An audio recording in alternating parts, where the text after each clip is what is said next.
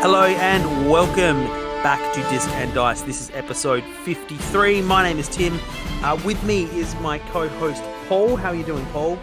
I'm doing good, and I like that you said welcome back to Disc and Dice. It almost it emphasized the fact that like we've been gone for a little bit, but we're still here. We're back, right? Yeah, like we try to do fortnightly episodes, and we pushed one back to like the following week because we were busy, and then I think we weren't able to do that one, and it's ended up being like a month, right, since our last episode. Yeah, I think it's something like 5. I think by the time this episode comes out, We should have done 2. Yeah, it'll be about 5 weeks since the last one. So apologies for anyone who's a regular listener who's sort of eagerly awaiting their Disc and Dice every 2 weeks. We have left you high and dry, but and then to celebrate our coming back, we haven't even managed to get everyone together. It's just you and me, no JT today. Yeah, exactly. It's like in other situations we might have been like, yeah, we'll just put it off again, but it's like we can't put it off again after all this time. I think we just about each had a turn of being like, guys, I can't do it this time. So yep, we definitely did. Good to get to it. We definitely did. Yeah, so no JT today. He is he's been moving house over the course of about a week, it seems, bit by bit, and he has more responsibilities related to that, which are more important than chatting with us about video games, unfortunately. Yeah, that's right. Unfortunately, the real world has come a knocking for JT. So we mentioned just before we started recording that like neither of us we normally have the little preamble at the top where we just kind of like banter about normally non-game related stuff, and neither of us had anything too interesting apart from chastising ourselves for not getting an episode out. But I realized today I wanted to mention, and this is game related, so this is against type for the opening bit of the podcast, but I wanted to talk about nonograms because like I realized I've been playing nonogram games on my phone for like a decade now. Like they're my number one like time waster, and like they're never interesting enough to talk about on the podcast. Like they're just these little puzzles, so I was never going to bring up the games. There's no like game design to speak of. Like they're just a mobile version of like pen and paper puzzles. But I was like, you know what, I'm going to bring this up before we get into the proper talking things, because do you know what I mean when I say a nonogram? No. Yeah, see, people, that's okay. People look at them, and at a glance, everyone thinks I'm doing Sudoku. Yeah, it's like okay. That was the first thing that came to mind when you said like, oh, these little puzzle games that aren't really a game. Well, the first thing I thought of was is this like Sudoku? Yeah, so like it's kind of like Sudoku because it's like a number-based game on a grid, except with Sudoku, it's just fitting all the numbers in, and every puzzle, like, at a glance looks exactly the same. So it doesn't interest me too much.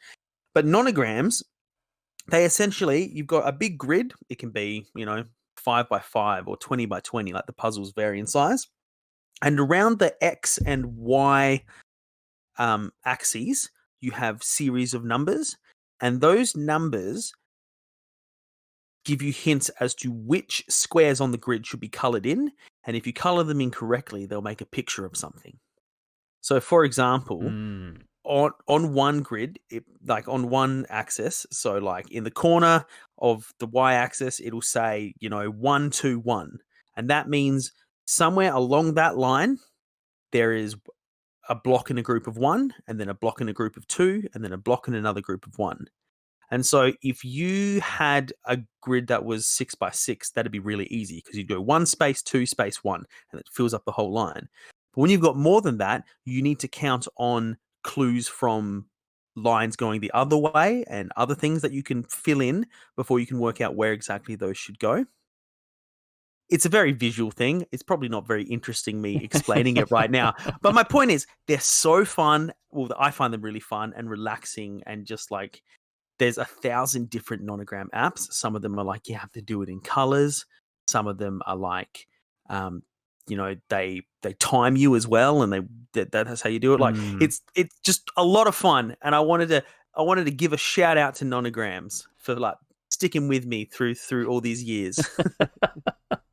Do you, because you're drawing pictures with them, do you ever kind of get halfway through and you're like, oh yeah, I know what this is, or anything like that, or are they simplistic enough that you could kind of, you get halfway through and you kind of like, oh yeah, I know where the rest of these are going to go, or anything like that, or they're much more complex? So a lot of the time, I wouldn't say like you can go, oh, it's a cat, and you'll just be able to do it. But what you can do is often you'll go, all right, I'm fairly confident that this is symmetrical because I've filled out two ends and they're exactly the same. And I'm looking at the numbers and they kind of follow a pattern. So, some puzzles, like most of the games start out that you can figure it all out without needing hints. You just got to take the time and go, all right, well, this says 8. So I know it's at least got to go through these 3 squares in the middle. So I'm going to fill them in now, even if I don't know if that 8 is from the top or the bottom. But I have played some games long enough that they start getting to the point where the puzzles are so hard that you have to guess a couple and then follow on from there. And if you guess wrong, then you have to backtrack a long way. Or you can pay for hints. I don't like paying for hints. I have my pride. So that's how they get you. Yeah. But yeah, sometimes you can be like, this is looking like it's symmetrical. And so it's like an informed guess, or, sometimes like it's just cutting corners. You're like, I could sit down and do it slowly, but I'm pretty sure it's symmetrical. So I'm going to go until I get myself into a corner, and I might need to backtrack. But yeah, like I've never had one that I've gone, oh, this is obviously this, and I can just do it because, it's a cat. But I don't know how this picture of the cat, if it's got, both ears up or its tail curls or it's straight, Yeah, fair enough. Yeah. When you do, like you say, like real tough ones that are quite difficult, how long does that take you? Is that something you do in one sitting, or is it the kind of thing you come back to over like a day or a couple of days? Oh, it depends. Like I used to do them on the bus a lot. Mm-hmm. And so like I stop when I get off at my stop, and it just remembers, it's a good trip to the toilet kind of distraction, if I am sitting up in bed, helping the boys fall asleep or something, and they're just watching a cartoon, I'll probably whack through like 3 or 4 of them, Mm-hmm. But it depends on the difficulty, I have one app at the moment where I can have a couple of different puzzles on the go. So in the past, if I really got stuck and it was at the point where I was like, I'm not enjoying this because I've been staring at this one for too long, I need to give my eyes a rest, but I'm still enjoying doing the puzzle, I can jump across to another one kind of thing. So it depends on your mood. Is there do you have like a Nonogram app of choice? So if we've got listeners who are listening now, and this sort of off the cuff little discussion at the start has really caught someone's attention, and they're like, where do I play this? Where do they go? What's number one? Oh, dude, the one that I have liked the most, the one I thought was the best, I had it on my old iPhone, which I haven't had for years. I think if you search Nonograms, like heaps come up. I think the one I liked was called Cross Me, because there were just so many puzzles. There's also cross me color, but I don't really care about doing them in color. Like that's an element that doesn't interest me very much. I don't know if you have to pick the right color or it just colors it in. But if it just colors it in, I feel like it makes it a little bit too easy because you can kind of see where things are meant to stop. So yeah, Cross Me is the one I liked. Right. Okay. This is actually making me think of something because we bought a puzzle the other day. We being me and my partner Kat, and yeah, it's kind of like it's approaching winter where we all are. It's getting colder. Like it's not as much of a kind of go and do things outdoors type weather, and it's only getting worse. So we decided like, all right, let's get a puzzle as something to do together on those like cold nights where you can't go out and do stuff. And we spent a while trying to find. I wanted to find like a one that obviously, you want to be building something that you like, but also I quite liked that idea of, the kind of the puzzle that you could build and then you keep it built and you could potentially like Yeah. frame it and display it, because it's like it's Yep. a nice piece of work in itself. So we ended up finding something like that. Cat is really fanatical about cats, and there's loads of real shitty puzzles with just like generic cat artwork. Like I'm sure you've seen them. It's just like, a Yeah. bunch of kittens, and they're just like, they've got like the, whoever's done the art has got like the cuteness slider in like Paint Shop and just put it at 100 for all of Yeah. them. And like, no one wants to put that picture on their wall. No. So we looked around for a bit and we found like a good one that's kind of like, it's almost like a chart of all the different breeds of cats with like little facts next to each of them. Oh wow. So, and it's like they're like little cartoony drawings of each. So it's the kind of thing that if you sort of saw on like a poster, you might buy and frame and put up somewhere. Anyway, so yeah, we got that. But you talking about these kind of puzzle things has kind of made me think about that. We haven't started the puzzle yet because we're sort of specifically saving it for when the weather gets a lot colder. But it's 1,000 pieces. I kind of like ummed and ahed over how many pieces to get. I remember, Timmy, you were doing, I think it was 3,000 or 5,000 was your Star Trek puzzle that you were doing years ago when you lived in Adelaide. Yeah, I started off with like a 500-piece puzzle that just I got as a gift, and I had like a really good time. It was just like a silly like Rick and Morty puzzle, Mm-hmm. like when I was like watching a lot of that, and I like would just listen to podcasts and do it, and I found that one like really good and like therapeutic and stuff. And so my sister and brother-in-law got me a massive Star Trek, the original series, like celebratory 50-year anniversary commissioned artwork poster puzzle that was massive. And it was just way too much for me. Like I was like psyched. It looked great and I was excited to do it. But it had like this thick border of black around it all. So just to do the edges, I had to do this impossibly difficult like black border, and because the border was like 2 or 3 pieces deep, and like kind of vaguely off black in some places, it wasn't as easy as just finding all the black edge pieces because there were so many and they could go on any side in any direction and there was no way to know. So I kind of had like the bit down the bottom that had like the copyright information because I could put the words together. I was like, yes. But then I like it got to the point where like I'd had this puzzle out on a puzzle mat on the table for so long that I was just like, I'm certain I've lost pieces. I have a cat that's just jumping on stuff. It's never going to get done. It has to go away. It well and truly defeated me, that poster. I think we've mentioned it before on the pod, and I've told the story of how I used to come around to your place and we'd just be like chatting at your house, and I would always just feel like whenever I was there, I had to just I had to get one piece. I had to put like 2 pieces together, and but the like there was so many pieces and the image was so blown up that it wasn't as simple as like, oh yeah, these two are, this is like Spock's face and Spock's uniform, so they go together. It was more like Spock's face is like 5 pieces. So you'd be going like, this is half of Spock's nose. Where's the other half? And so I would always just try and put 2 pieces together every time, and that was my contribution.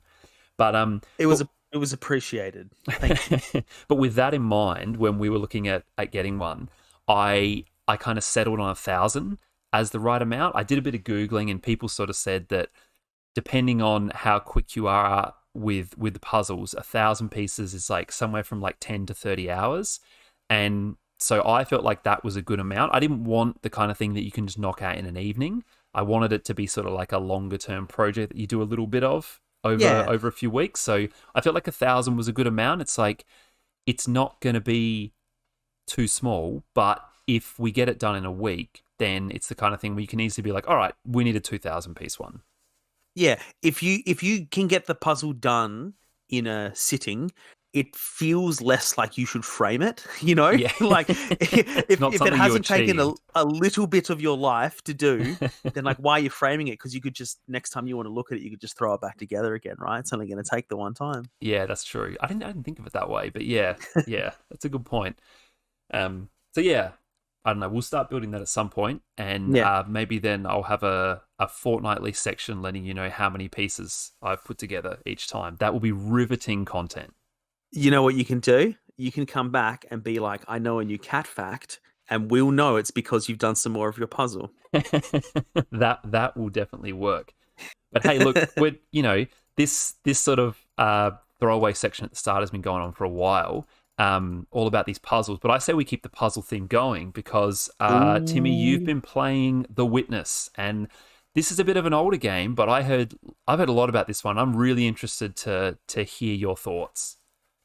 Yeah, this is one of those games that was like it looks like a pretty simple cartoony puzzle game, but I feel like it built its reputation on just being, you know, a little bit more expensive than your normal cartoony puzzle game, and also seemingly never on sale. Because I remember clocking it initially, and I was like, it was when I was playing like the Room games on, like I talked about those puzzle games on my mobile, and there were some other ones that were like kind of similar, and so I'd clocked it, but I was in the mindset where I was willing to pay between like $4 and $9 for puzzle games, and this one's like 30 something or whatever.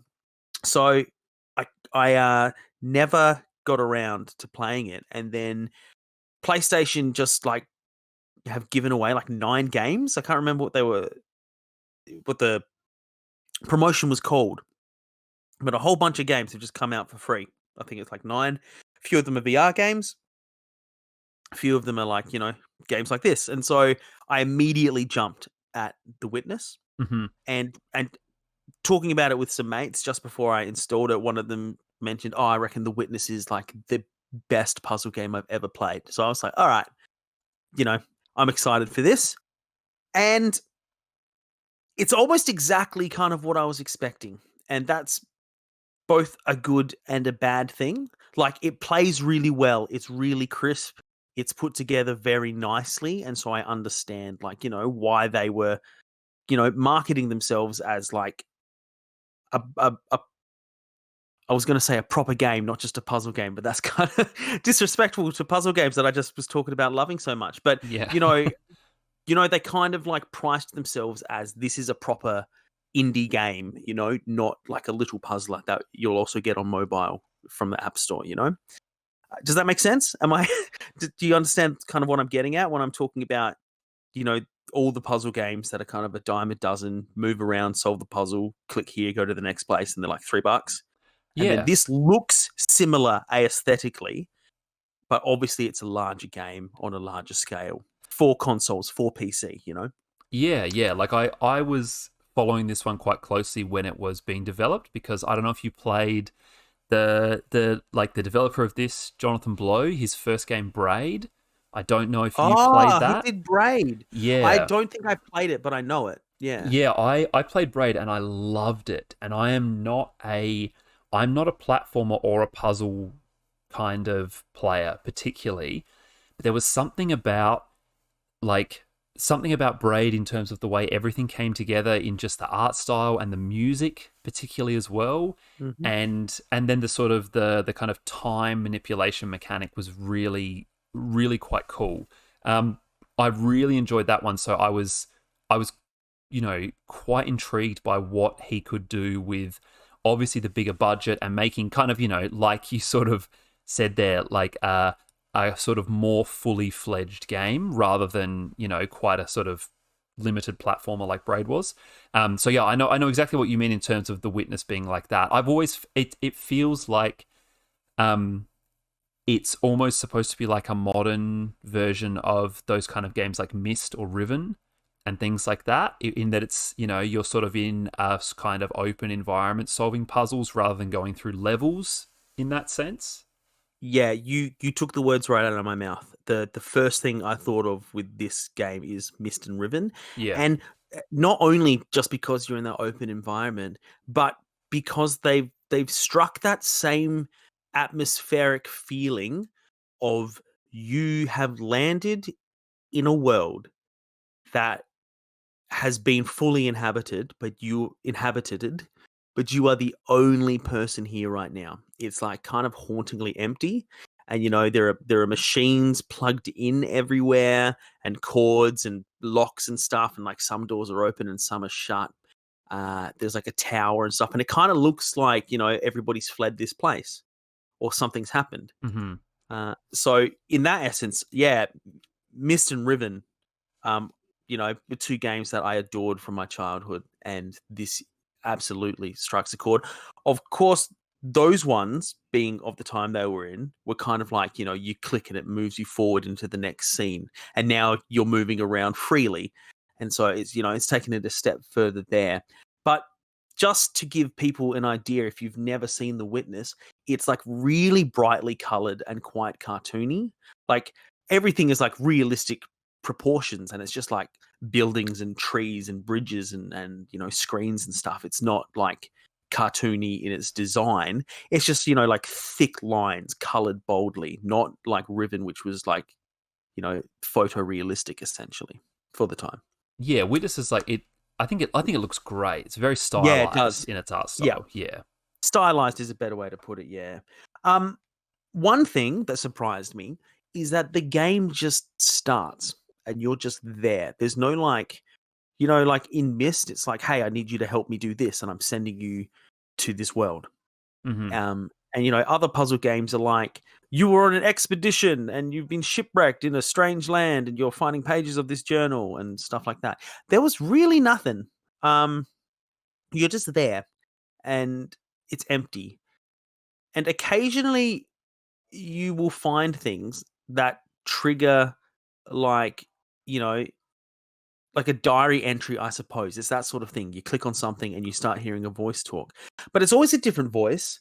And what they're saying is seemingly unrelated to anything you're doing. It's always like a recording of someone like talking about philosophy, or about some experiment that, has nothing to do with anything you're looking at. So I still don't really know what I would say the concept of the game is, except that, it's designed well enough that at least at first it drives you forward through puzzles that build on each other, so you get a feel for the kinds of ways you should be thinking.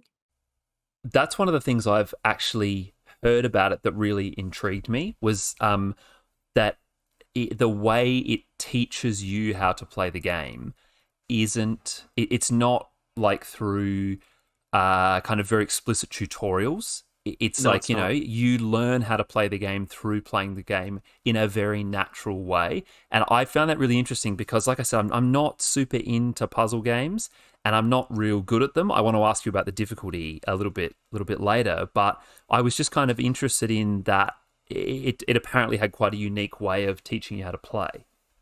Yeah, so like when you first the area that you start in, you're dropped into this game. You can see cords kind of running everywhere, and they very clearly are running to different gates and doors. And so you follow them back because you go up to the door and there's nothing there, but the cord is running into the door, so you follow the cord backwards. And the cord kind of, you see a few cords, they all end up connecting behind this screen. And the screen has kind of like a grid on it. And so you press a button, you work out what I need to press to do this, and it kind of zooms into the screen. And the puzzle is essentially you tracing, like, imagine you've got a drawing of a map in front of you, and to work it out, you trace your finger along the course. That's essentially what you're doing to connect power from the start to one of the chords. That's in the real world. So on this panel, I start in the bottom left corner, and I've got a couple of options that are very clearly, like, if I go up the top, there's a cord plugged into the top of the screen, and the power is diverted up there. And if I follow that cord, then that's open to that door. Really simple stuff.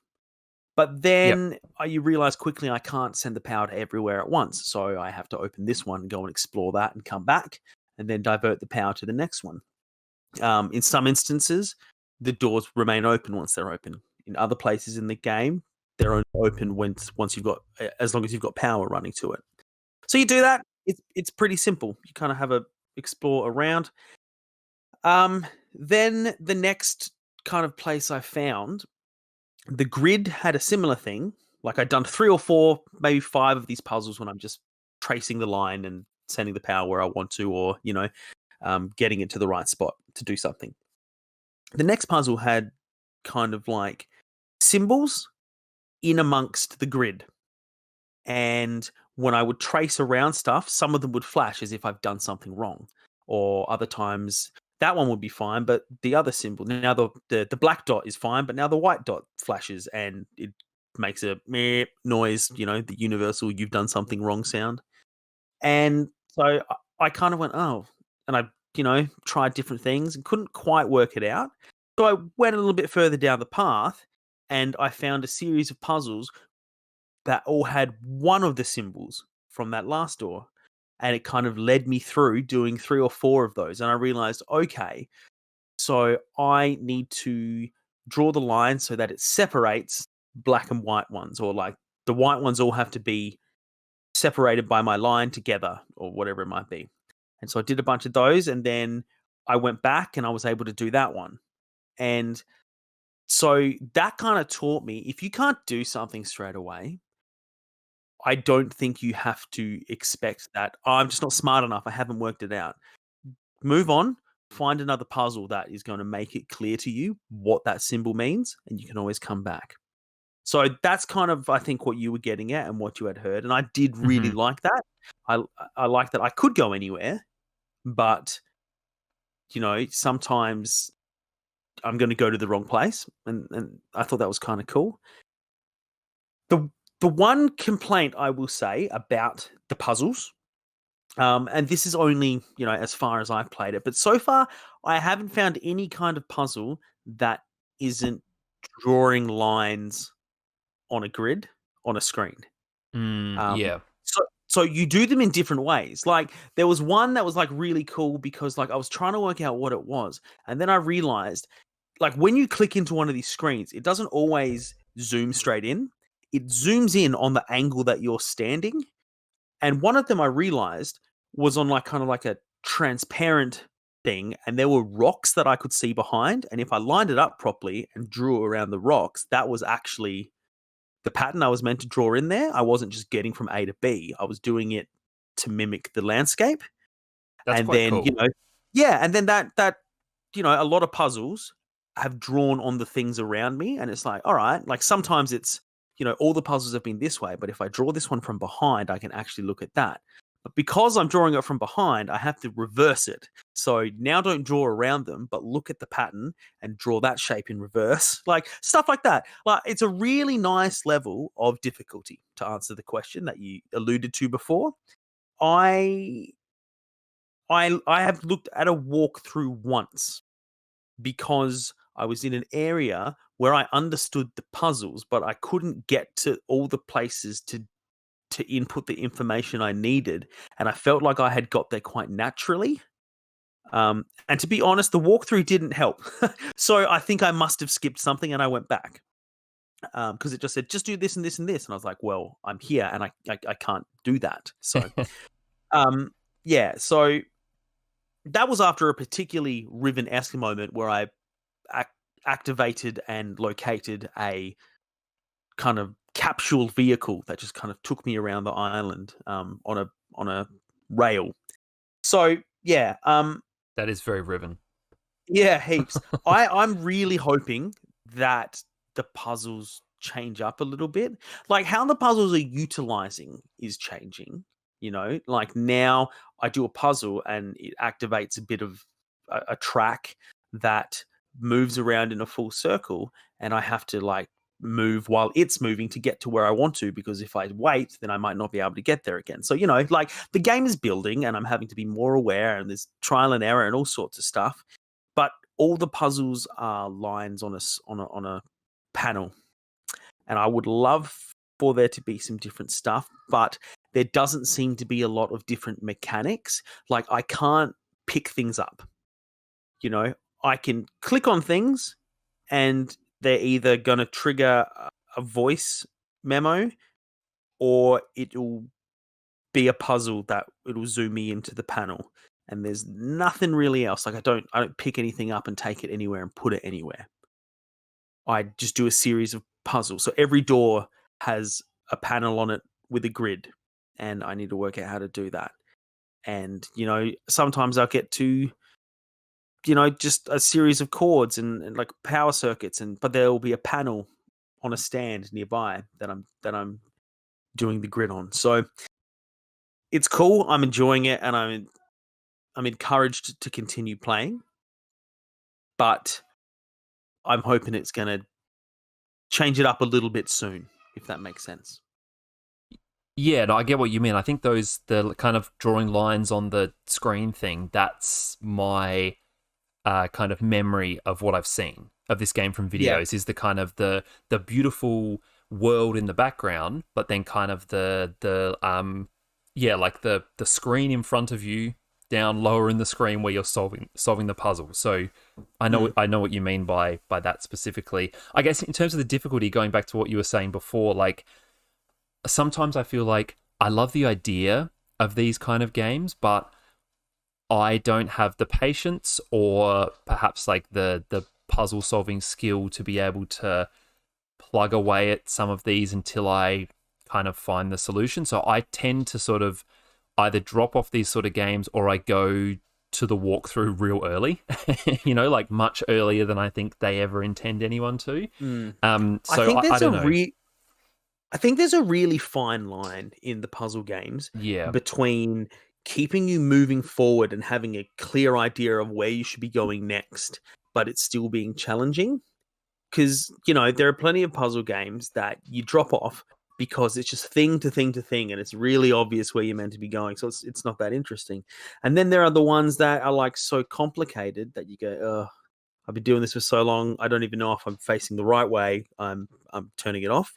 Yeah. And, one thing about this game is I would love to know what my objective is. And I feel like this game is striking a decent amount of difficulty. Like I'm advancing and I'm moving past things, knowing that I'm confident that I'll come back to them and understand them later. And, I'm discovering things that I don't think I need to do yet. And I feel like where I'm going, this is getting a bit difficult, I'm going to the walkthrough, is because I don't really know what my objective is. Like I got into this underground bunker area and I activated a screen and there was like a random dude talking about random stuff and it didn't seem related to anything. But it was clearly one of like 6 things I'm going to unlock down there, and I didn't know what the next ones are going to be. So I'm like, okay, cool. I guess I'll come back to this, but I don't know what this is. And I'm not really sure why I want to come back. Am I just going to watch more of this screen? Is that valuable? Because nothing I've heard or seen so far has seemed valuable. Maybe it's meant to be super cryptic, but I haven't found a line from any of the dialogue I've heard to any of the puzzles I've been doing. It's great for atmosphere and tone. They've done that really nicely. But again, because I don't know what I'm doing, I'm just like moving around doing these puzzles and enjoying the world. And I am enjoying the world. But I feel like I would enjoy it more if I had a sense of where I'm headed. Yeah, it sounds like it's from what you're saying, less a difficulty thing rather than, like you say, more. Yeah, as you're saying, it's sort of knowing what to do. Something that sounds really interesting from what you're saying though is a lot of these kind of games. You solve the puzzles because you unlock, a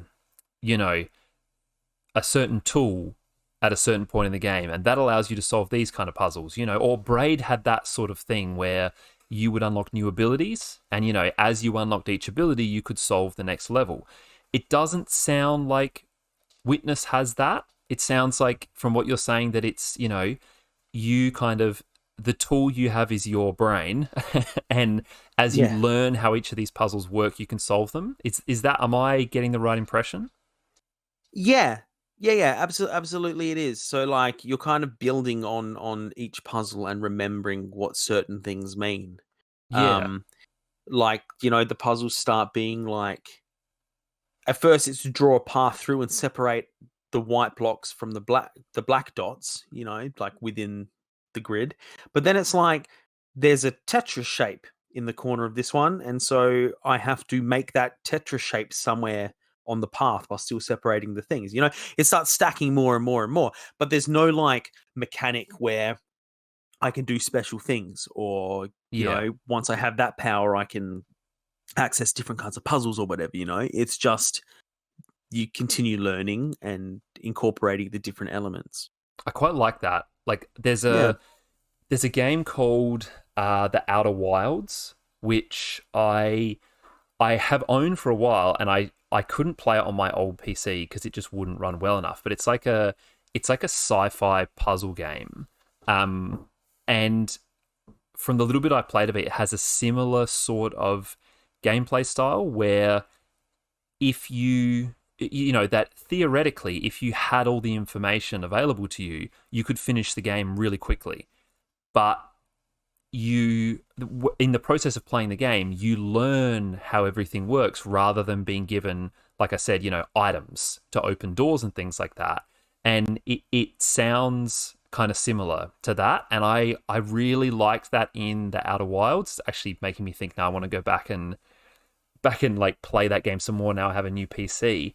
But yeah, I quite appreciate that sort of style of you know, that kind of game design, because, you know, as much as the sort of the giving you a new item or a new skill is like, that's pretty tried and tested, and, you know, most games use that system, games that have, I guess, linear progression do, and, you know, it works pretty well in those kind of games. But I think that it's a very easy way to kind of handle progression, you know, to just be like, Yep. well, now you have the jetpack, you know, now Yeah. you have the rocket launcher, and that allows you to do the next thing. Whereas it seems like it must be a lot more difficult to design a game to say, like, now you as a person will have learnt this skill and therefore you can progress. And I Yeah. just find that intriguing on a design level. I've actually got Outer Wilds installed on my Xbox because it's on Microsoft Game Pass. Um, Ah, nice. and yeah, so I might have to check it out. But speaking of puzzlers that are on Game Pass, and speaking of this element of objective and moving you forward, and the line between not difficult enough and too difficult, there's also a game on Game Pass called Call of the Sea, which Oh, again is kind yeah. of quite stylized in its appearance and is a puzzle game. This one has a very clear narrative. Your husband is an explorer in like the 1920s who was gone missing, and you have gone to the island he was supposedly on in search of his expedition, and you're trying to find it. This game feels a lot shorter to me than The Witness, but I think it's because it's so upfront and clear about its narrative. So like I can see the story beats, and you know where I'm up to in that, because I have actually played that and I have just like completely spaced on talking to you guys about it. But I really liked that one. Probably enjoyed it more than The Witness, just because, like I said, I know my objective, Yep. and it's probably, I was going to say, a touch easier than The Witness, but I don't think that's fair. I think it's just that, you know how I was saying all the puzzles in The Witness are panels with a grid and you draw the thing? Yep. Because that's all they have to keep ramping up the difficulty. Now it's that same puzzle you did, but it's a lot more difficult to get to A to B without crossing over yourself. Now you have to do that, but you have to separate the black and the white dots. And so they have to keep getting more difficult, because that's all they have. Call of the Sea has a whole different range of things. It might be, first of all, there's a totem pole and you have to get the animals lined up in the same in the right order. And so you have to work out what that order might be. Or there might be a certain contraption that's missing parts, and once you find the parts, you can rebuild the contraption. Or, you know, you have to pour liquid into, you know, this ancient Aztec looking kind of um, uh, filtration system so that it goes in the right order. Sorry, in the right pattern and stuff like that. It's all different stuff. So maybe, you know, it's it's not like any one puzzle is more difficult or as difficult as one in The Witness, but you have to keep changing your way of thinking because it's different kinds of puzzles, and that's kept my attention way more. You know, it's got the narrative, it's got that same great stylized aesthetic, but it's got different kinds of puzzles and a clear kind of this is forward. You know, obviously the games are going for different things. The Witness doesn't want this is forward. You know, they want you got a whole world, figure it out, and there's value in that too. But I have been more engaged by Call of the Sea. It sounds like Call of the Sea is more like narratively driven as well, from what you're saying. Yeah. Oh, 100%, yeah. Yeah. Just back a little bit. When you first started talking about The Witness, right at the start, you mentioned that it's exactly what you expected. Do you reckon that like Call of the Sea is something unexpectedly good, and so it stands out more? Because, you know, I always this is something I'm always interested in thinking about. It's like, you know, I find often when like I don't like a game, it's not that the game is really bad. It's just that my expectations for it were quite high. And so I wonder whether, you know, is Call of the Sea like surprisingly good, and The Witness you heard a lot of good stuff about, and it meets that expectation, so it feels less, you know, less, I don't know, less good. Yeah, I suppose there's definitely an element to that, because I'd never heard of Call of the Sea. One of my boys just started playing it. You know, Yeah, okay. It's probably a little bit above his skill level, and he had to keep asking me for help. So I ended up kind of playing this game through him, and then went, I'm going to remember this. I'm going to start my own game. As soon as he's in bed, I'm going to do this for real. And yeah, so I had no expectation. I didn't even know what it was called when I started playing it, and I went, oh, okay, yeah, this is a lot of fun. Whereas you're right, The Witness, I'd seen for ages. I'd read, you know, a couple of Penny Arcade comics about it. You know, there's one Penny Arcade comic that sticks in my head where like Gabe is like, he's been playing the game for so long that he's like staring at a rock in the game, going like, now is that rock a clue, or have I just been playing this game for too long? And you know, I think even stuff like that flavored my expectations of Witness, because it's pretty cut and dry what is something and what's not in The Witness. Like, if that rock was going to be anything, I'd be looking at it through one of these panels, you know? Yeah. Or I'd be able to click on it and something would happen. You know, so. But yeah, like, you're right. I did have higher expectations for The Witness, and I had none for Call of the Sea. So that is probably a factor in there. But yeah, you know, that's not to like, I'm not trying to like undermine your opinions on them. You know, it's more like I'm just thinking about like how we come to those conclusions, you know? Yeah. And I want to be clear, like I've been saying, like, you know, I've kind of been talking on where I think The Witness could improve, but it is a very good game, and I think it's doing exactly what it set out to do. So it's well worth the price of admission, especially considering that it's free for PlayStation users right now. So it gets a hearty recommendation from me. Free is a good price.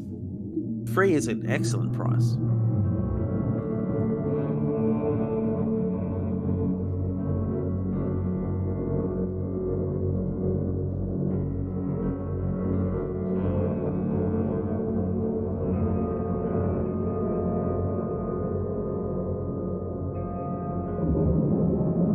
So, you know, I've been playing some games since we last did an episode, but, you know, I've been playing a whole bunch of stuff that we've talked about before.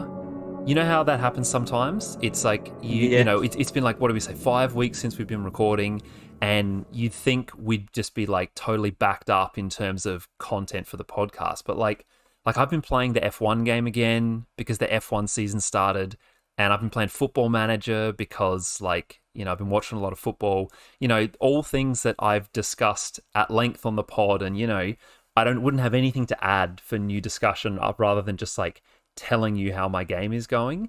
So, you know, it feels like I have nothing to contribute, and yet I've been gaming a lot. So it's kind of, it's a weird thing, but that's how it is. Yeah. How's your game going? Hey, it's going good. I won 2 league titles in Hungary, and then decided to move to Austria. And, you know, I'm starting a big rebuilding job with a team there. But see, this is what I mean. You should piss off and join the Super League. Oh, yeah, let's not get into that. bastards. Topical content. It's a whole new disc and dice. We took a month off, and now we're up with current affairs. But look, before we jump into something else, I wanted to like, I've just thought of this now, so you were totally unprepared for this, Timmy. But I was kind of saying how I've been playing those games because of like real world sports, watching real F1 and real football, maybe jump into those two games. Do you have that happen? Do you have like a real life thing which kind of it sets something off in your mind, and you're like, you have to play a certain game because of something in the real world that you're enjoying? Because the connection with sports is really obvious, right? You watch sport, you want to play sport. But yeah, I don't know if you have it in other ways like that. Like, do you ever like enlist and get sent to like war, and then you're like, man, I could play some Battlefield? that's I was trying to find that joke, but all I could think of was like the horrible things going on in America at the moment in GTA, and I was just like, so yeah. I don't know. Like the sports is the easy one, and I suppose like when I do go back to games like Madden, which is like kind of my sports game of choice, I do it because the sports has gone away. So like when I've really been enjoying the season, and then there's no more games or whatever it might be, that's kind of when I jump on Madden. Yeah, I get that. Like my little dive back into F1 probably happened like 2 or 3 weeks before the season began. That the sort of, the hype is building, and I'm just like, I just got to have some F1. But then now that I think about it, as soon as the actual race has started, I haven't played it since then. It's like once that real thing was back, I was all good. Yeah, well, you don't want to be shown up by the real races, do you? I don't want to show them up. Yeah. Yeah, I can't really think of anything else. Like I've kind of had it in a sort of in a sense of like themes or genres or like franchises. So like maybe I've been like reading like Warhammer books or Warhammer stories and things like that, and then I just feel like, I just got to play some Warhammer games and things like that. Or you see like a Star Wars movie, and I've got to jump into whatever, like Squadrons or something like that, just because you kind of get that urge. I guess it happens like that a little bit. Yeah, okay. I got that a bit with Star Wars. I think it was when, I can't remember if it was either Force Awakens or The Last Jedi. Either one there was a Battlefront that just came out, and I was like straight into it. I hadn't played Battlefront in forever. I just felt absolutely compelled to continue involving myself in Star Wars content. And I'm not even the hugest Star Wars guy. Like compared to yourself and JT, I'm quite a casual fan of that world. So yeah, but like, I think you're right. It does happen a little bit like that. I was trying to think if like, with Spider-Man, because comics are very much my thing, but I was like, I was always going to play a Spider-Man game, Yeah, and as soon as the DLC came out, I was on it. That was not for lack of. It's not like I had no Spider-Man to read. You'll never have no Spider-Man to read, So I don't have any good examples like that. But I'm like, every time you come up with one, I'm like, oh yeah, I do that. So maybe some self-reflection is needed here.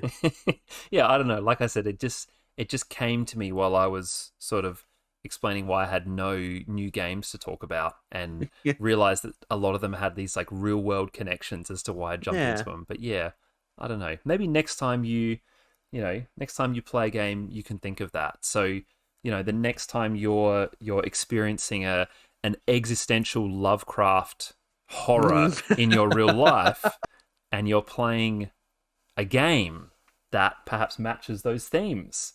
So yeah, you got any other games you want to tell us about, Timmy? Why, Paul? It's funny you mention. No, that was a great little segue there, because I have been playing a game called The Sinking City, Necronomicon Edition. So, PlayStation had a big sale, and I grabbed this one because keen listeners of the podcast will know that we're no strangers to the world of H.P. Lovecraft and his games, though when we are talking about him, it is almost certainly relating to board games. the most we've ever gotten in a video game is kind of saying, oh, that's kind of Lovecraftian in that way, sort of thing. And that is because, as I'm sure you'll agree, Paul, no one's really nailed a Lovecraft game yet. Like, there's been heaps, and they're always middling.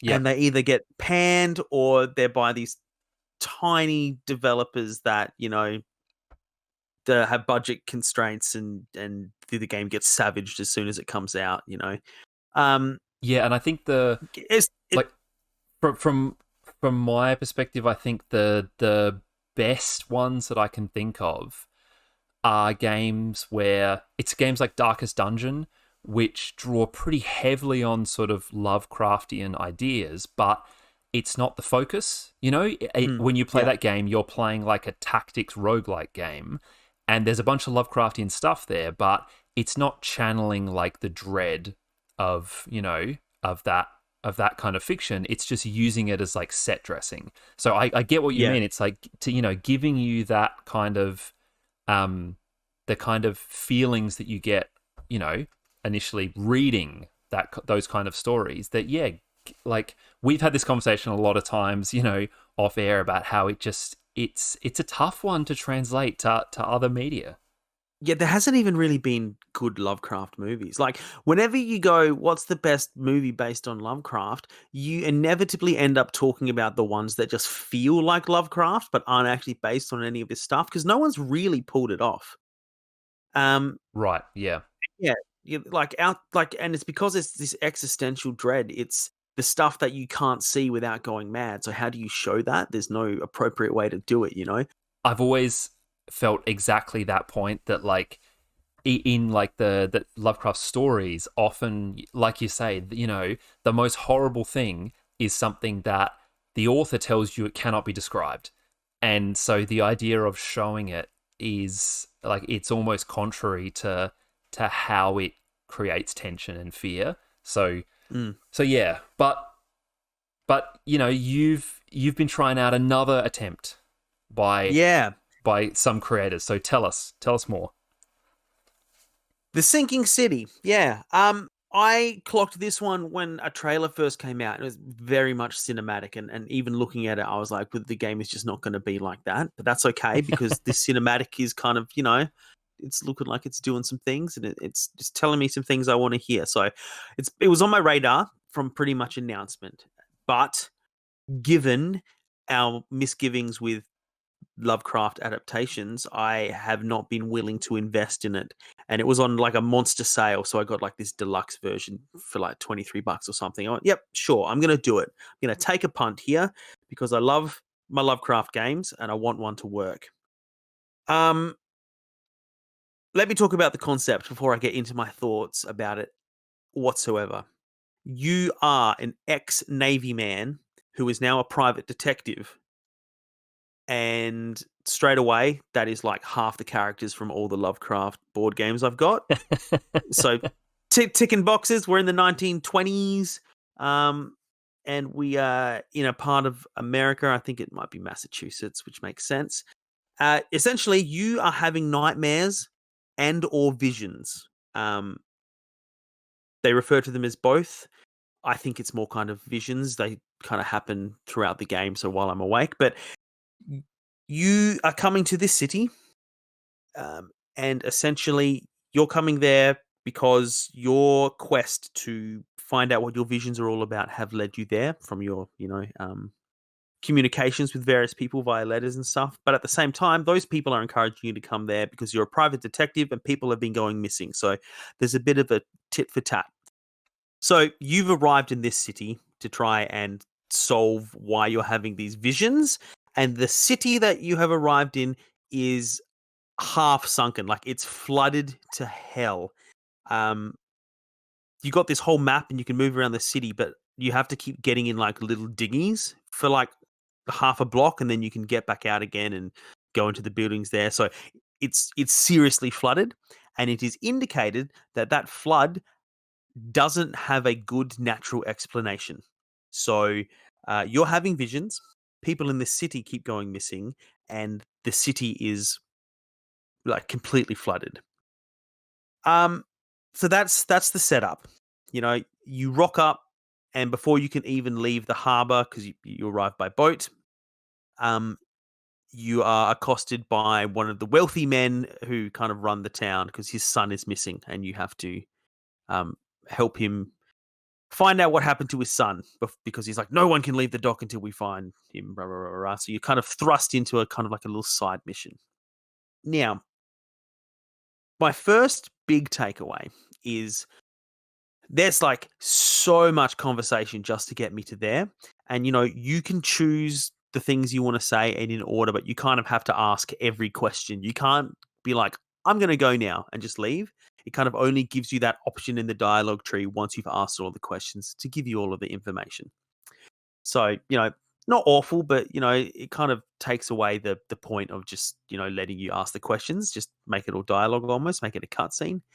And, coupled with that, its appearance, the faces and the eyes and the talking and stuff, it's very obvious that this isn't like a AAA game. Like it doesn't look terrible.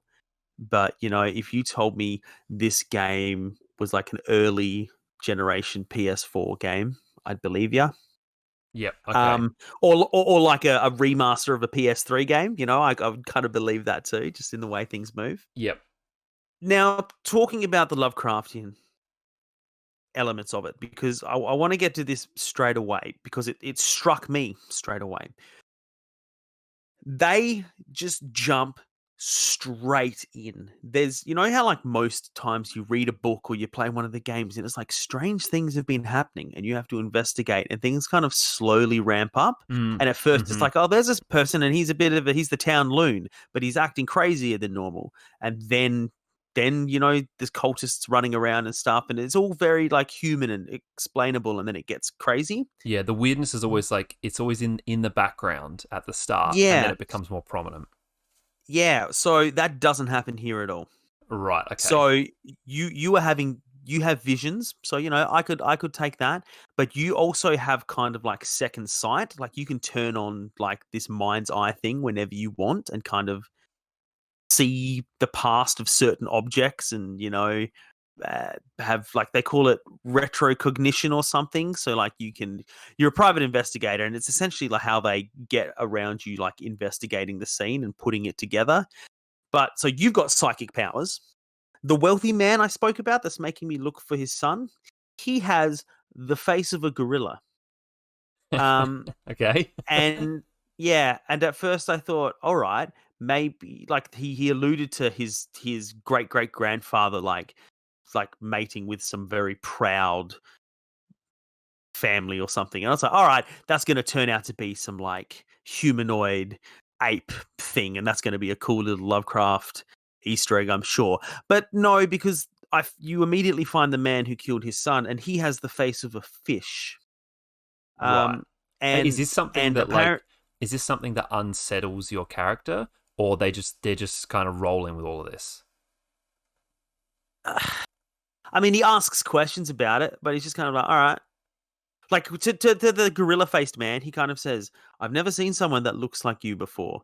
But like, I wasn't sure what he meant. And then he asked a question about the fish man, and the fish man kind of got a little bit offended. And he's like, no, I haven't seen people that look like you before. And like, the people that have the fish faces, because like it's a whole like race that live in this town that have the fish faces. They're kind of like the poor race, and they're from Innsmouth, which is very famously a Lovecraft location. I was about to say it's the story where the fish people come from the sea. I think. Yeah, that's is like, it? Yeah, yeah. I looked it up because I was like, maybe I shouldn't judge this too harshly. Maybe there is Lovecraftian background for this, but like all the stuff I could find about Innsmouth people and like wikis and stuff was just that like they were known for like some inbreeding practices and stuff like that. There wasn't really much about fish people, but again, you heard that, so maybe I just needed to look into it more. But my point is, city's already flooded and they've said it's supernatural. I've met gorilla face man, I've met fish face man, I have psychic powers, and there are monsters just like running around on the street that I had to fight, like these weird looking, like they look like they're out of The Thing, like John Carpenter's The Thing, like those kinds of like stretchy, fleshy, horrible things. And I was just kind of like, And like they call them wild beasts, and everyone in the city just knows about them. It's like you got to watch out for the wild beasts. Oh yeah, those are just the wild beasts. Like I wouldn't go down there if I was you. It's been infested with wild beasts, and I'm just like, it's everything already. It's so much, and And it sounds like by doing that, when you say like, everyone just knows them and everyone's just kind of talking about them, it sounds like it's sort of normalizing it all, which yeah, I feel like that takes away some of the impact. yeah, 100%. And it's just like, all right, so they're gonna have to really ramp up here for it to be like horror that messes with everybody else because they're already just down with monsters like being everywhere. And when you walk around the streets, like people are acting weird. There's like a lot of people kind of like shuffling about, and like you see like pedestrians attacking each other all the time, and you can kind of shoo them off and whatnot. But that stuff would be much more, oh, there's something weird about this town if I didn't see monsters, gorilla men, and fishmen the second I stepped off my boat. Right. Because like I finished that first mission, and then I got to walk around the town a bit more. And like in my hotel room, I picked up all of these like notes and stuff that clue you in on places to check out, from like you can kind of loot other people's rooms and stuff. Um, and then I finally got out on the street and I see these people, and it's just like, well, no wonder they're beating on each other. Like this whole town is like effed. Mm. And that's backwards, right? Like I mean, like everybody would have their interpretation of Lovecraft, and there's no right or wrong way. Like they've decided to jump into a city that's in the middle of it already. Hmm. Fair enough. But it definitely detracts from like the weirdness.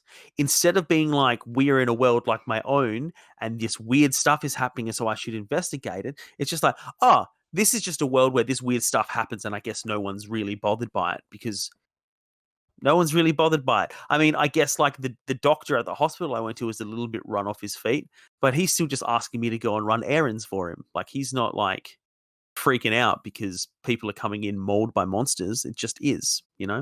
I guess there's different ways to sort of interpret it and present it, but yeah, it sounds like it's not. It sounds like it's not as effective. Absolutely. Yeah, and I guess that's the argument, right? Like Lovecraft does it a certain way because that suckers you in. And horror works when you can relate to it. When you can't relate to it, it's not scary because it Right. couldn't happen to you. That's very well put. Now, I've got all those complaints up front straight away because there are some things about this game that I really, really dig. There is a massive emphasis on the detective work where you kind of, as you investigate the crime scene and not necessarily using your psychic powers, psychic powers normally come in at the end when you piece everything together. But as you collect clues, you then go into the menu to a section called your mind palace, and it has kind of like all the clues and bits of evidence that you have gathered as like these little notes, and you can choose to connect them. So you go, that's related to that, and if you relate the right ones, then it allows you to progress in the case. And while there is an element of just match the right ones, and if you get it wrong, try again, which kind of takes away from it, there are also moments where you take the clues you found and you decide using your deductive reasoning on what the truth is. So I mentioned the fish faced man that killed the gorilla faced man's son. Now, What a sentence that is. yeah, yeah, yeah. So throughout that case, I discovered a few things like, the Arthur, who was the gorilla faced man's son. Arthur wasn't in his right mind, and something about him was kind of spreading paranoia to the people around him. And so the fish faced man claimed that he had no recollection of killing this guy, but he admits he did it. And so then I had to look through the evidence I had, and I could decide whether the fact that Arthur was spreading paranoia was made a strong enough case for this fish faced man being innocent or guilty, by reason of insanity. And in my mind palace thing, I essentially could set it one of two ways, and then it would say Fish-faced man had no faculty over his own actions, or he was sane at the time of the murder, And Hmm. that was really interesting to me. I could go one way or the other. I could put the information together in the way that I thought made the most sense. When I So went like the back to, sorry, sorry, yep, so yeah, it wasn't like they didn't say like that's wrong in that, like no, you haven't, it wasn't that you had to get the right answer or anything like that. no. So up until that point, a lot of them could only connect to one other fact. You had to put them together in the right order. You had to find the right information. But yeah, when it came down to making your conclusion, you had kind of free reign over which way you went. It was one of two ways so far. There might be more in the future. I don't know. But that's how it went. And I thought that was really cool.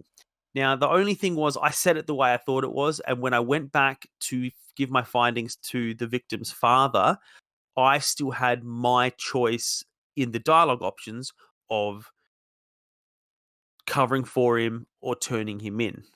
Mm-hmm. So, like, I could have set that to however I wanted and then done the dialogue option the opposite way. And while I don't mind having the freedom to change my mind and rat him out anyway, because essentially I was saying he's innocent, and then I could have gone, he's over here though, like if you want to find him. So I guess there's a freedom there, but it just felt like that's a little cool thing I can do with the evidence in the menu, but it doesn't really impact the story because I still ultimately make the dialogue decision. Right. Yeah. So, no, Yeah. Yeah. Yep. it feels like a strange complaint to make because I still have the control to do it my way, but is that evidence menu then necessary, or is it just kind of like, I you get know, I get what you mean though. It's like you can still sort of have the experience you want with those systems that Mhm. are there, but I know what you mean about it. I don't know if this is what you mean. It may be feeling a little bit less impactful if, Yeah, like you say, you're given the option in the dialogue to just sort of flip it however you want. It yeah, feels like when you commit to a decision and there's more permanency to it, it is more meaningful. And I guess I'm thinking about things like the way, like I don't know if this is a good example, but in The Witcher you make decisions, but you don't see the effects until way later. yeah. And so those decisions feel important. And like Mass Effect is another good example of a game that's, founded on having to make those decisions. But it's like once you make a decision, you've made that decision.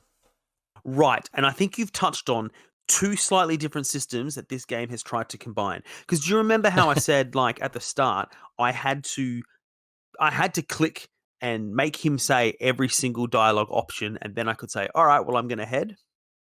And I had to do that. I feel like it should have just made dynamic cutscenes where the conversations are much more engaging and you get the information you need, rather than separating them all up into me saying something and the person saying something back to me. Then I choose the next thing. Because if it was all cutscenes and it was the dialogue just played out like a conversation that was more engaging, that's already better. But it means me making the evidence based decisions in my Mind Palace sub kind of menu then impacts that dialogue. It doesn't then give me the option to go either way and still say every option before it lets me out again, Mm-hmm. Like, it feels like it doesn't need dialogue options to me, you know?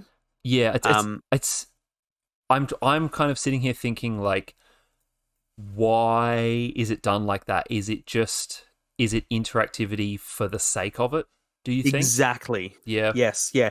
See, I'm kind of putting it together while I'm talking right now because, like, I've just realized that ideally I think it shouldn't give me the dialogue options. Yeah. Like, I hadn't realized that was what I thought until I've been saying all this out loud. Um, but yeah, going back to the detecting, it also does really cool things. Like when you read, how like in games, like you go to a noteboard or you'll read a diary and it gives you a little piece of information and then it marks it on your map. Mm-hmm. It doesn't do that in this game. It gives you the information in your casebook and it allows you to pin it on the map where you want. So when I'm I reading my love that. casebook, yeah, it goes, do you want to pin this to map? And then most of the time in the casebook, it says, there's a house between Hutt Street and Burgess Street, north of north of this street, because that's a long stretch of street. And then I go to my map and I pinpoint it and I go, all right, so it's in this vicinity. Bang. Which I think is really, really cool. I really liked the fact that I had to take the time to set my map up myself with all that stuff. I think that's a really nice touch. Yep, I like that a And lot. yeah. And also, there's a couple of things I've been able to do. I could go to the newspaper archives and put in certain search criteria. So it's got kind of like 4 categories, and it's like time period, and it's like after the flood, or between 1901 and 1915, or between 1915 and whenever, or the archives. And then it has the part of town, and then the kind of article you're looking for. Is it an advertisement? Is it a listing? Is it an article? And from the different clippings I'm picking up and the investigating I'm doing, if I have like the right combination of stuff, it goes, oh, you're looking for this advertisement. Like, it let me track down a ship I needed to find so that I could then find out which dock it's at. Because my investigations led me to like a half-burned itinerary, and I didn't know what ship it was for, and blah blah blah blah blah. So using like the town's facilities like that to actually do detective work, really, really satisfying. I could do a similar thing with the hospital records as well. I like that this game is simulating archival research. Yeah. And you know what was cool? When I first found it, I went, all right, I've got a few clippings, like a few notes about a few certain areas. So I'll like pop stuff in, and that'll lead me down the path. Like, the combinations, there are enough of them that I didn't find a single thing until I went and did actual detective work on my own. You can't just use it to cut corners. Like, I actually had to go and find other bits and pieces and go back, and then it helped me out, which I thought was really cool. It sounds like they're hitting on some pretty cool ideas in kind of isolated parts of the game. Yes, I think there's a team that's part of this. The developers, probably more on the design side, that has had some really, really good ideas that have been folded into a very kind of run of the mill game, because it's got that very average combat as well, where you move around and it's a little bit clunky, and you pull your left trigger to bring out your gun, and then your right trigger shoots it. But it doesn't feel very good. Like, Yeah. there has to be combat. Also in this city, currency is gone because it's all flooded and everything's gone to hell. So bullets is their currency. But bullets are so hard to come by, and I'm just constantly running out of bullets, and I'm trying to use them so sparingly. I'm crafting them when I can, because you can craft stuff, but I never have enough, and there feels like there's too much combat. I want to just do the detective work, but it feels like they've done that thing where they've gone, oh, but it's a video game and it has to have combat. Right. Because I'll do some great sleuthing, and I'll go to this building because based on my detective work, and there'll just be like so many monsters inside.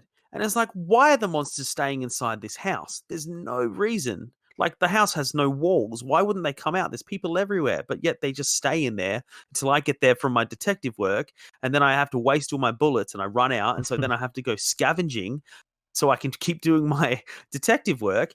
But there are so few houses that you can actually go into, and the ones that you can go into likely have a threat in there, because you can go into that one, so they have to make it interesting. So the scavenging becomes necessary but difficult, and yeah, it's not quite there. Like, Yeah. I want to take this whole detective work stuff and put it in a game where they understood what they had. Right. But see, unfortunately, you're not just a detective, you're also Navy man, like you said. And it's like you're Chekhov's Navy man. And Yeah. at some point he has to fire a gun because, he was in war. And That's right. It does sound like do you think they could have cut the combat entirely and just made a really bold decision to make this basically a puzzle game? I mean, I think that would have made a better game. Like looking at the game that's there, is they went into it knowing it would be combat. So I don't think you could necessarily take it out. There's so many systems Yeah, related to combat. Like, there's a skill tree and stuff, and one whole there's like kind of like three different things, but like it's like your kind of mental fortitude, and then you're fighting, and then you're crafting, like the kind of things. sure. Yeah. And I get So I feel like they could have.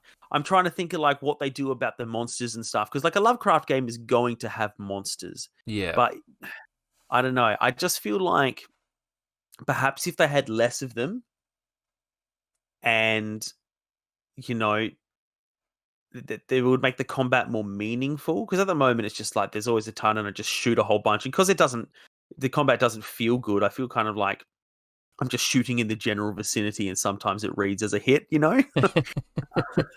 Um, yeah. So like, I would prefer less combat. Maybe make it. How like the Amnesia game and the Penumbra games kind of like have a lot more emphasis on hiding and running. Yeah, that's the example I was I going to think bring that could up. be Yeah, cool. I was going to say Like like almost. maybe Yeah. avoiding the monsters rather than fighting them as Mm, a yeah. way to handle those encounters. Yeah.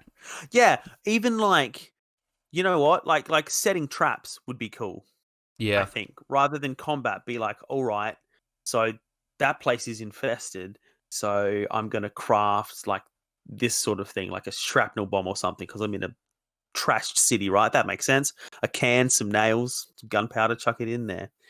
Yeah, that would be cool. That would be cool. On a more leave it on a more positive note, I do just want to mention it touches on that Lovecraft thing where you have like a sanity meter as well. oh yeah, And you know how I mentioned I've got like my mind's eye power, which lets me see stuff and it highlights other things as well.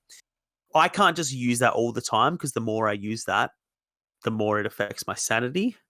And it kind of does a cool thing where it kind of warps the screen a little bit and makes things feel a bit wobbly when your sanity's getting low, which I kind of liked as like a video game representation of kind of feeling a bit out of it and not being hmm all there. Um, but yeah, like I want to keep playing it because I'm finding the detective work a lot of fun. But right now I'm at a point where I'm out of bullets, and everywhere I need to go, I need a lot of bullets. So um, I don't know how likely I am to get through the game, because this feels early for me to already be in that situation. yeah. Hey, Um, I've got yeah, before we finish up on this one, I've got a question yeah, about it. A bit of a different one in terms of the kind of things we usually discuss. But um, I have like there's a lot of discussion these days about, Lovecraft and some of the less savory themes in his writing to our sort of modern sensibilities. And a lot of the modern takes on Lovecraft that I have read, particularly in literature, the best ones that I have read have been the ones which do try to address things like the sort of the racism in his work, and to sort of reframe that in really interesting ways. And I'm just interested in this as a like a new piece of work within that mythos, whether it does anything interesting in that sense of trying to sort of comment on those kind of questions at all. Because like the thing that made me think of this was the fish people in Innsmouth are often brought up because they're very much framed as like they have migrated to Innsmouth from some other foreign part of the world. They are the fish-faced immigrant people who have arrived to sort of, wreak horror upon this town. And so it's another one of those Lovecraft things where it's like it's a great story and it's a cool idea, but it's kind of like it's a little bit uncomfortable. So I'm just curious as to whether the game sort of touches on that stuff at all. So the game starts like when you fire it up, it always starts with like a disclaimer, Mm, like the kind of what you get on Disney Plus when you watch some of the older Disney movies now, where it says this has some stereotypes that we don't agree with and are harmful, and for the sake of integrity, we've left them in. This kind of says like this game is set in a different time where certain opinions were much more common. That doesn't mean they're okay. Rah rah rah rah rah. I haven't really come up against anything very interesting, or I haven't even really noticed it. Like, they seem like there's definite prejudices against the fish face people, Mm-hmm. but they literally look like they have fishes for heads. Like, there's no like, oh well, that's clearly meant to be this actual race. They've just made them look a bit fishy. Like, nah, Yeah. they're not representative of anything. They don't have They don't have a recognizable accent. Yeah. Like, same with the gorilla people. Like, yeah, I'm not seeing anything yet that's made me go, oh, that's what they were talking about. There's been no like slurs or anything. Yeah. Okay. No real world slurs. So yeah, like, I'm waiting for it. They're definitely not doing anything interesting about it. They're still like, I think they've still gone for a bit of like diversity. Like, there's plenty of black characters and stuff. Perhaps even in positions that they may not really have been able to um, attain in the real world America 1920s. Mm-hmm. But yeah, so I've seen nothing so far that has made me go, that's why the disclaimer's there. And certainly no interesting commentary to that Right. effect. Okay. Yeah. Yeah, like, I'm glad I got around to trying it, and I think they do some really cool things. But I'm very glad that I waited for the sale. And unless you're like really into Lovecraft, I think this one is a definite miss. Yeah. Fair enough. Sounds like there's some promising ideas there. Yeah, absolutely. Like, I would definitely check out like whatever this team does next. Yeah. That's You that's what I know, was thinking. Yeah. like, I even wonder like if they were to get bought by someone like a little bit bigger that could like give them some more time and cash. Like, they could probably do some really cool things. Mm-hmm. Bit of guidance, yeah. We will watch their careers with great interest. Yeah, as if we have any idea what's involved. Well, I think that's about it for the games that you've been playing, because I'm not Yeah. contributing a whole lot there. But what I can contribute is something from our listeners, one of whom has got in touch with us. So we had some contact from Rahman, who got in touch with us to ask a really interesting question, actually. And Rahman says that he got curious, or I'll read this as if it's him. He says, "I got curious about the differences in our game preferences. Would you say that in certain countries some genres are more or less popular? What's most popular in Australia? From what I know, in Russia, which is where Rahman is writing from, we have heightened interest in real-time strategy, turn-based strategies, and less in console games, maybe because of game prices, which are regional but still high. I see some examples of pro scenes including only specific countries. In Warcraft 3, it's overwhelmingly Korea, China, Russia, and Ukraine. In Heroes 3, it's Russia, Ukraine, Belarus, and Poland."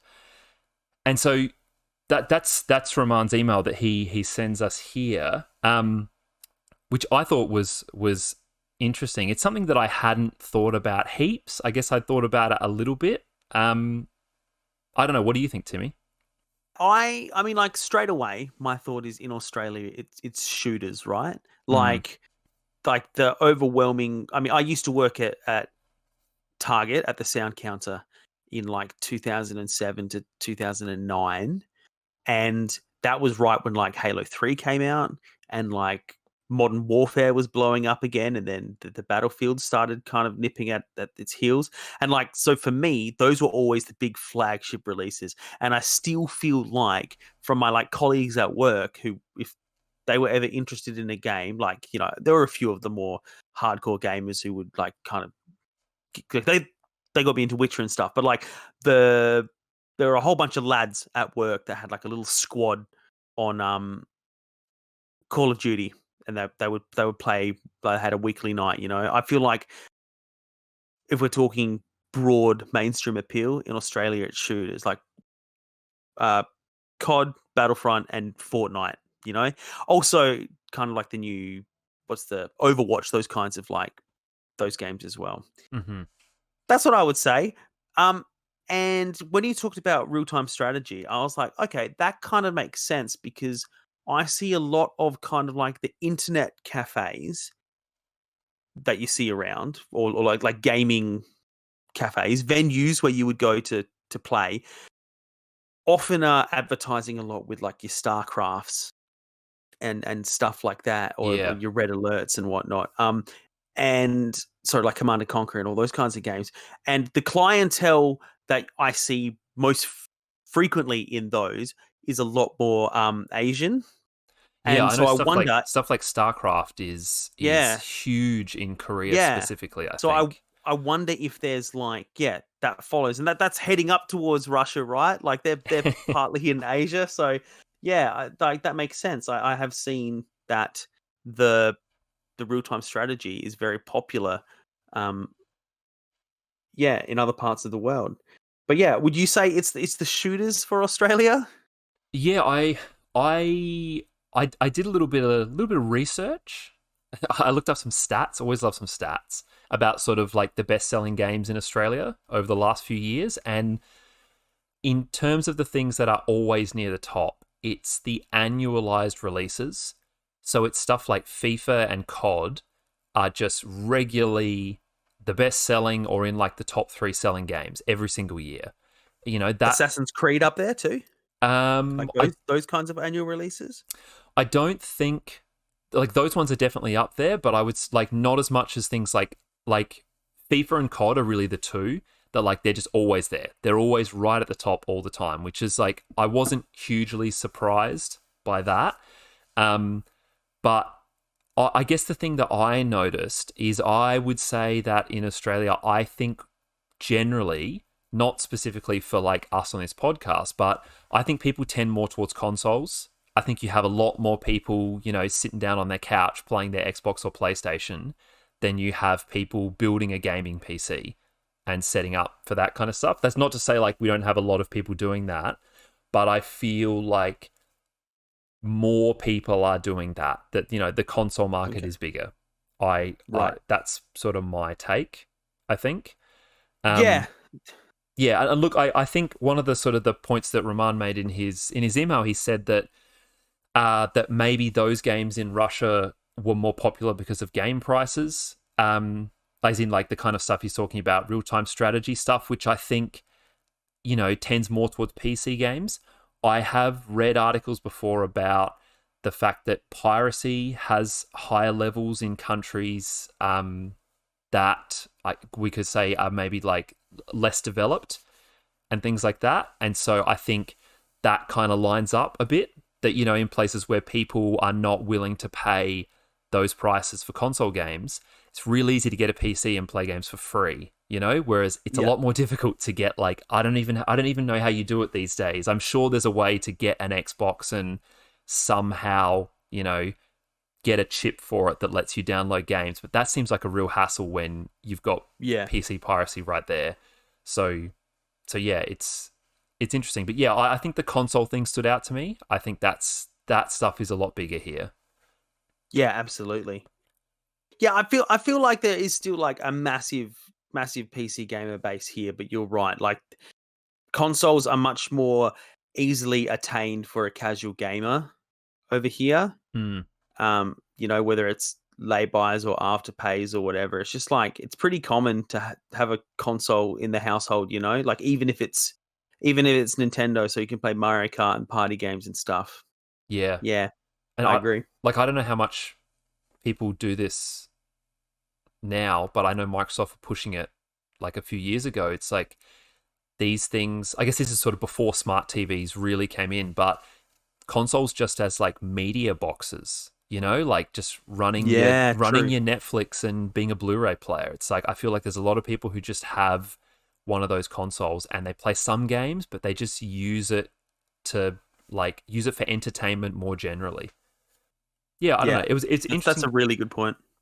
Yeah, it's an interesting question. Like it got me thinking about it, and I realized I hadn't thought a lot about it. Yeah, yeah. Well, there you go. Thank you very much for the question, Raman. Yeah, thank you for that one. But before we head off today, I think we should talk about the things we're planning to play before the Mhm. next episode, which we are promising will not be another 5 or 6 weeks. Yeah. It will definitely be, hopefully, within a fortnight with all three of us here. Depending on how things go for JT, I think he's out on bail now. So as long as he can get everything sorted, he's going to be here with us.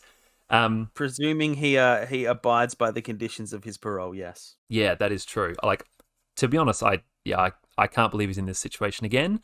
But that's the kind of person he is. In terms of what you're playing, though, Timmy, before that next episode, what Yeah. games are they? Well, I was speaking to a mate at the footy the other weekend, and he mentioned that Days Gone is currently one of the PS Plus games. So I'm going to download that before it's gone because that's for April, and probably get into that. Um, I was like kind of pretty keen on Days Gone when I saw the trailers, and this was another one that didn't get kind of favorable reviews when it came out. It was pretty mixed. It kind of struck me as like an open world Last of Us, which in a world where Last of Us exists, that's pretty tough market to crack. But I was always keen to check it out, and it's free, so I'll give it a crack. And in double checking that, I've noticed that there's an Oddworld game, which is also available, and those games are very favorably um, remembered. I know a lot of people that love Abe's Odyssey and stuff, and I haven't really played many of those, so I might have a look at what that's like. I did see there was a new one of those out. It's PS5. Never mind. Disregard. Well, I guess you're buying a PS5 just for that. I will be yeah, for the free game. No, I will be playing Days Gone. Thank you kindly. Well, What about you? I am going to be playing. I'm definitely going to be playing Stellaris. Oh, yep. I'm back into that at the moment. It's been a while since I've played that, and there've been two major expansions since I really played Stellaris that much. So there's been a lot of changes to that game, some really cool new systems. I have been playing it, but I felt I sort of hadn't played enough to talk about all that new stuff this episode. So I'm definitely going to be playing more of that, definitely talking about that next episode. But in terms of what I'll play apart from that, I'm not really sure. I want to play No Man's Sky, but I just kind of keep putting it off. Like I've got the new PC. I tested it out. It runs really well. I've been really wanting to try that, but it just keeps getting pushed back. So I don't know. Maybe I'll play that. I'm also feeling like Project Zomboid. JT and I were talking about this recently. Project Zomboid is real close to adding multiplayer into its like big total overhaul to all its systems that it's recently done. And like it is taking a lot of self-control for me not to just play that single player and wait for multiplayer so JT and I can jump in together and test out all that stuff. So if that gets a multiplayer release in the next 2 weeks, I will definitely be playing that. But I don't know. We'll have to see what happens with that one. Right. But yeah, I don't know. I'll be continuing my quest as well to dominate the Austrian football league, which I know everyone is very keen to hear an update on next time. Yeah, me too. I'm looking forward to hearing more about that. I keep saying I need to get myself a PC so I can play with you guys, but I'm not going to hold my breath because I've been saying that for a while now. But cool. All right. Well, we did it, Paul. We got through it without JT. As JT would say, we succeeded in winning the mission. We succeeded at winning the mission. If you want to be like Rahman and send us an email, you can do that at discanddice@gmail.com. We are on just about all the big social network platforms. So just search Disc and Dice on any of them: Facebook, Twitter, Instagram. On Instagram, we're technically Disc and Dice Podcast because someone else already had the username. And then we're also on YouTube. If you like to get your podcast there, we upload the episodes as video files. We also are part of the Raptor Mountain Discord server. So we pop in there what we're going to be talking about. So if you want to get your questions, thoughts, opinions in and hear them repeated back to you on the podcast. We'd love to hear from you and kind of chat about the things you're interested about, what we're already talking about. But yeah, the link to that is in our Instagram bio. It's in the description on YouTube as well. We've posted about it on Facebook, so you can find it in all the usual places. Join there. There's a bunch of different stuff on there. Music reaction videos, team speak if you're into like Destiny and some of the games that the guys are playing in Raptor Mountain. Come make some friends, chat with us, chat with them. It's a good old time. Other than that, though, that will about do us for episode 53. Like Paul said, hopefully we're back in not quite as long this time and with JT this time. So 2 weeks, the three of us, count on it. Thanks for listening. We'll catch you next time. Bye.